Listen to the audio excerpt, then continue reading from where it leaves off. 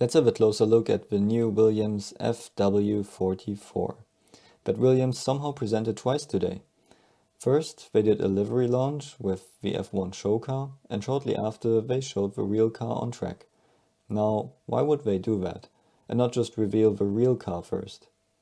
It looks like Williams was planning the same show car launch as Red Bull, but after the bad press and disappointment that Red Bull earned after their event, it looks like Williams wanted to avoid that situation.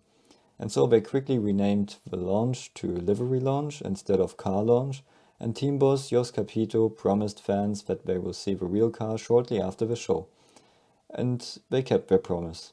So thank you very much to Williams for that. The car on the track has lots of interesting features again, but to summarize my thoughts, I'm confused, and I will tell you why. Let's start with the front.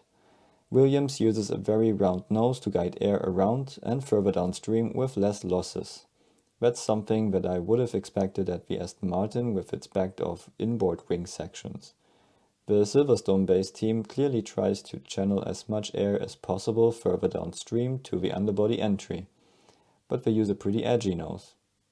Williams, on the other hand, has this round nose, but then has very aggressive flaps on the inboard side close to the nose. So they produce downforce and avoid guiding air cleanly to the back. Additionally, the front wing is lower in the center instead of raised, so it looks like Williams' front wing team focused on their front wing, the nose team focused on the nose, and so on. The Aston Martin, in contrast to that, looks like one developed system. The Williams front wing is pretty straight and backed off at the sides to create outwash. Interesting is also the S shape of the outside deflector. A little further back we can see that the forward upper wishbone is very thick. This could be because they combined it with the track rod, but even if that is the case, it's unusually thick. Very interesting is the bodywork and cooling concept. First of all, there are two crash tubes that cars have at the sides. Other teams chose to position the lower tube low enough so it's covered by the floor, and they have a deep undercut without a crash tube in the way. It looks like Williams positioned this lower tube higher, which creates that blister and avoids a deep undercut. Other teams then positioned the upper one out of the way of the cooling path. At the Williams, it looks like the upper crash tube goes straight through the intake, which makes it look like it has two different sections in each side pod. You can see here in green the possible vertical positions of the upper and lower crash tube. So the center of the outer section has to lay on the green surface.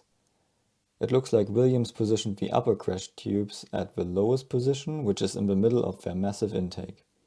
The question here is, why are these intakes so big? And why are the outlets so small?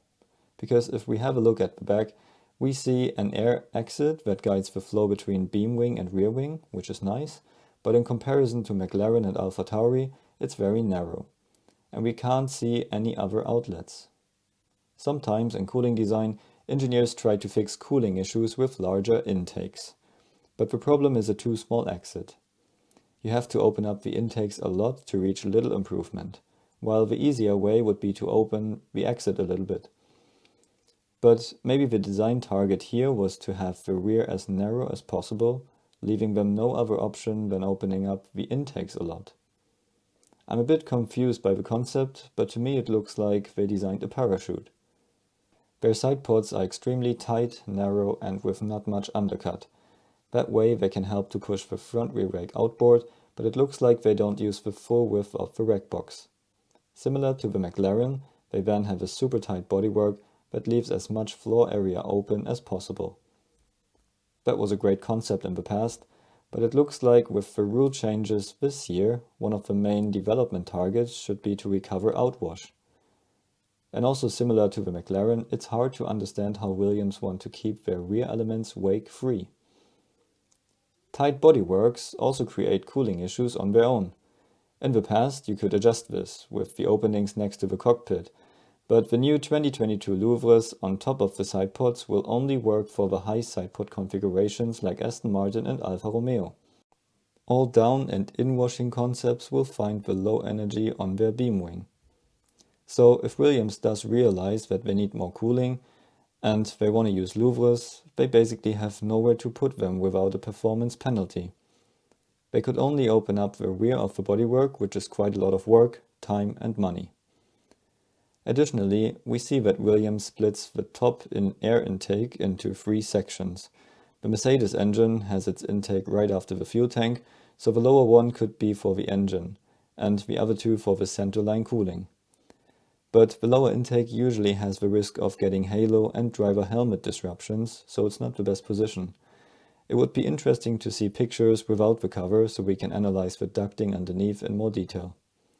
It looks like the exhaust is pointing upwards. The rear wing has a very elegant single pillar with integrated DRS pod and center support. The rear wing looks like a high downforce level and has a gurney flap. The underbody looks like it has massive cuts at the back. So, in summary, another interesting competitor with design details we haven't seen somewhere else.